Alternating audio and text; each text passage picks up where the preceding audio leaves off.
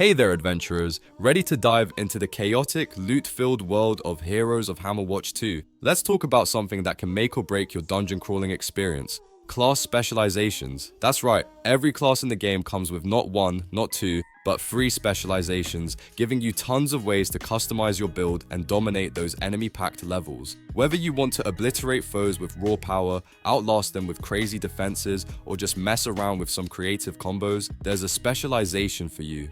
In this guide, we're breaking down all the class specializations, ranking them in a tier list, and spilling the tea on their strengths and weaknesses. Think of it like a buffet for your hero's future. Are you picking the OP dishes or the sad leftovers? Stick around, and by the end of this video, you'll know exactly how to craft a build that'll have you breezing through bosses and grabbing all the loot your backpack can hold. Let's get into it.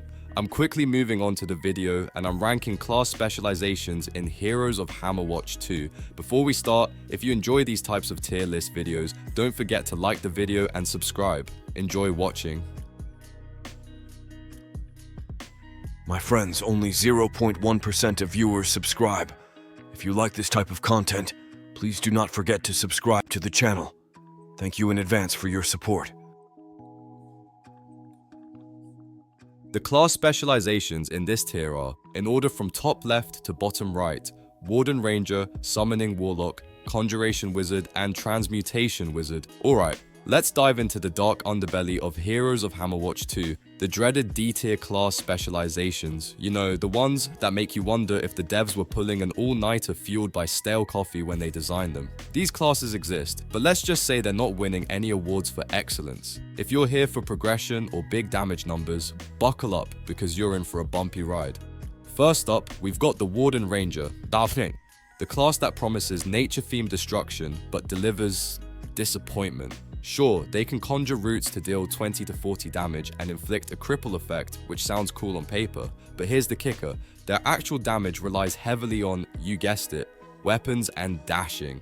That means you're basically a root gardener who's also running a marathon just to stay relevant. And don't get me started on their healing upgrades. Calling them underwhelming would be an act of generosity. Now, meet the Summoning Warlock, the class that screams dark magic but performs like it's still studying spellcraft. They can summon fiends that deal 20-40 damage, but you need to manage stacks of essence to even do that. Oh, and they bring out a gargoyle for some extra oomph, dealing 60-140 damage in slow motion. Imagine watching paint dry, but with slightly more violence. It's not useless, but it's definitely not the power fantasy you signed up for. Then there's the Conjuration Wizard, which is like playing a chaotic lottery. They conjure hydras for 15-35 damage each. Not bad, right? But then they summon a magical sword that deals 60 to 120 damage to a random target. Good luck hitting anything important when your sword decides the barrels in the corner are more interesting than the enemy boss. You'll need a heavy investment in upgrades to turn this mess into something useful, especially to switch to the ice element. Until then, you're just hoping RNGesus is feeling generous.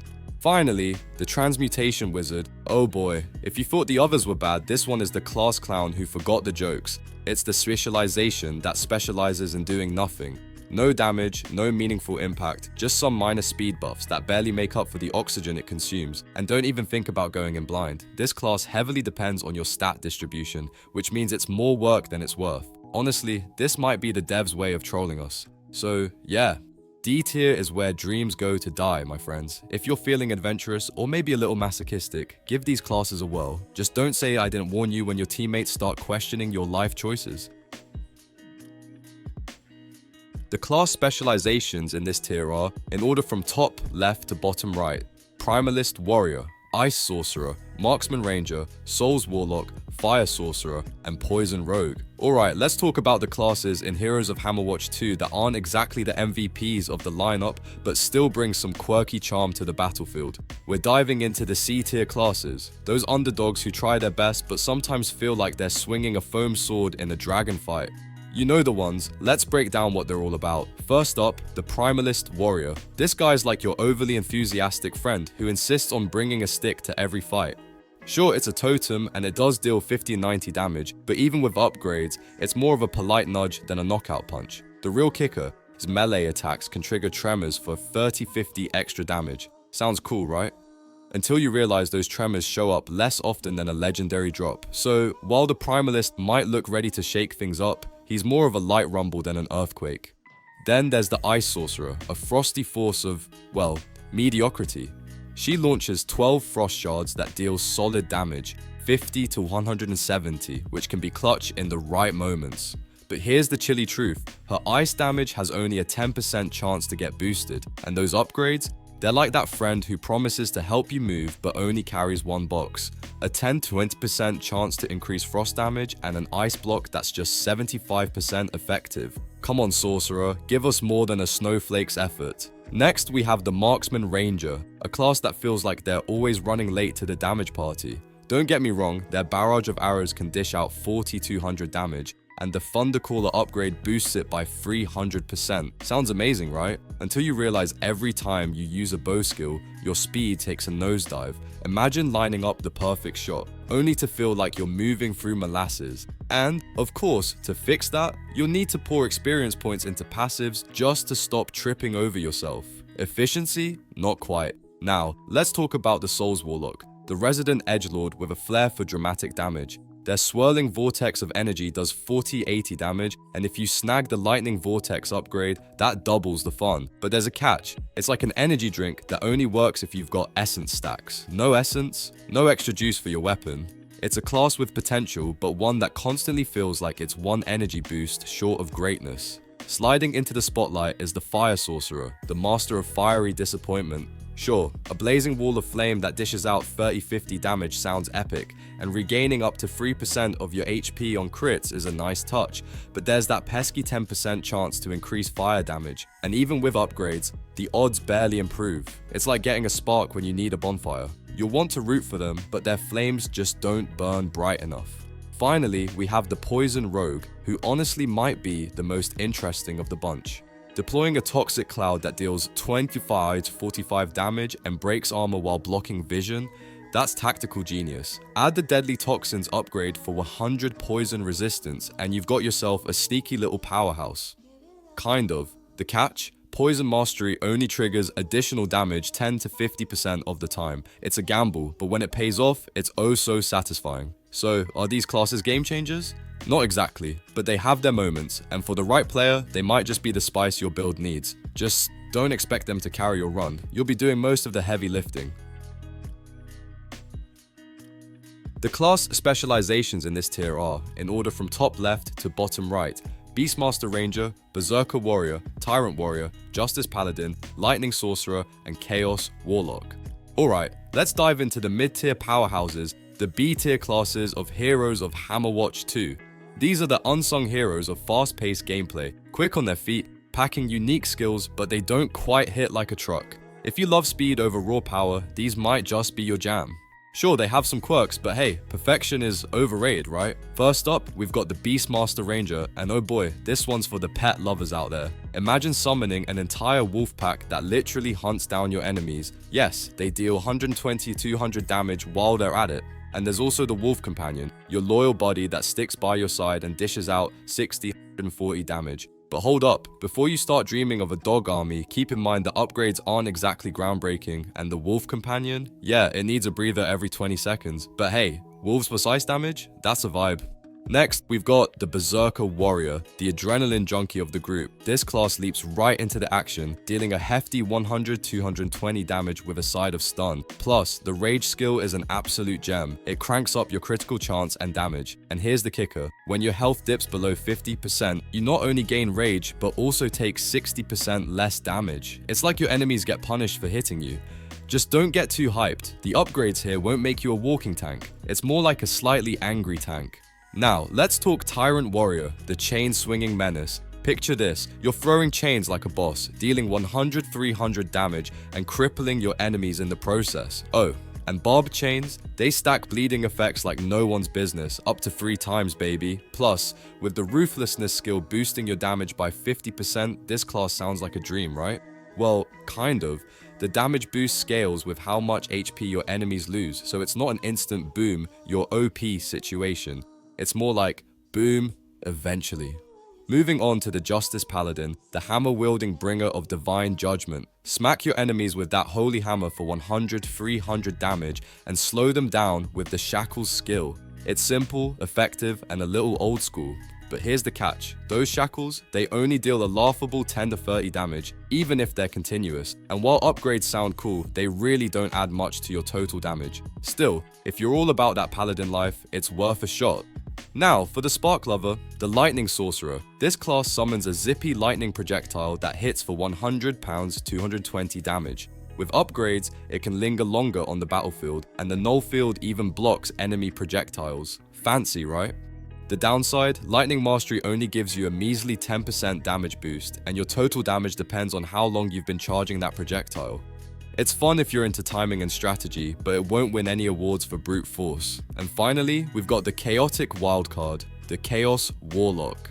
If you're into magical blades and rift shenanigans, this one's for you. Cast spells and you'll spawn rifts that deal 20-60 damage, while your blade slashes hit for 100-60. Plus, the Rupture upgrade adds a bleeding effect to those slashes. Sounds awesome, right? Well, temper your excitement. The rift upgrades only give you a 10%-40% chance to summon extra rifts. It's chaotic fun, but not always reliable. So there you have it, the B tier lineup. They're quirky, they're unique, and they thrive on speed and style. Sure, they might not be your go-to for melting bosses, but when it comes to fast, tactical gameplay, they absolutely shine. Which one's your favorite so far? Let me know. The class specializations in this tier are, in order from top left to bottom right, Divine Paladin, Demolitions Rogue, and Evocation Wizard. Alright, let's talk about the A tier specializations in Heroes of Hammerwatch 2. Now I know what you're thinking, if it's not S tier, why should I care? Well, let me tell you, these classes are like that underrated band you find at the festival. They might not headline the show, but they absolutely bring the energy. Once you figure out how to finesse their quirks, these classes are an absolute blast to play. So, grab your loot bags and let's dive into these builds that pack both fun and firepower. First up, the Divine Paladin. This one's for the player who loves bringing righteous fury down from the heavens, literally. You can summon pillars of heavenly light that explode for up to 6 damage. Oh, and as a cherry on top, these explosions slap your enemies with the blindness effect. And if you're into some bonus flavor, Pillars of Wrath add an extra 50% lightning damage. Plus, you're basically unkillable when things get dicey. Drop below 50% HP and boom, you're invincible for a few seconds. The catch? The Divine Pattern ability takes a bit of a hit, dealing less damage with each consecutive strike. But hey, a little strategy and you're golden. Now, let's talk about the Demolitions Rogue, aka your grenade-obsessed best friend. This specialization doesn't just throw grenades, it makes art with them. You've got incendiary grenades that light up the ground, lightning grenades that chain extra damage to enemies like it's a game of hot potato, and even random lightning bolts triggering off your weapon skills. If chaos is your thing, this class is basically a fireworks show. The downside, regular grenades have a slight delay before they go boom. But hey, when your explosions look this good, waiting a second feels kinda worth it. Finally, we have the Evocation Wizard, the master of calling down meteors like their overdue Amazon packages. Each meteor deals up to 500 damage, then leaves a burning ground to roast enemies for bonus damage. Feeling frosty? The Comet ability adds ice damage with a chance to freeze enemies solid. And if that wasn't enough, you've got Incanter's Cadence for faster casting and mana savings, plus Rising Crescendo for higher crits. The only real bummer here is the Meteor Shower's 20-second cooldown. But honestly, when you're dropping space rocks on your enemies, waiting a bit feels like a fair trade. So yeah, A-tier specializations may not steal the spotlight, but they've got personality in spades. Once you tame their quirks, you're in for a seriously good time. Whether you're smashing enemies with divine light, blowing them up with stylish grenades, or turning them into crispy critters with meteors, these classes prove that A-tier isn't just good enough, it's awesome. The class specializations in this tier are, in order from top left to bottom right, Radiance Paladin and Blades Rogue. Alright, let's talk about the rock stars of Heroes of Hammerwatch 2. Class is so good, they'll make you question why you ever tried anything else. Yep, I'm talking about the Paladin and Rogue, two S-tier beasts that absolutely dominate the battlefield in their own unique ways. Whether you're into divine justice or sneaky backstabs, these two classes have got you covered. Let me break down why these legends deserve your love.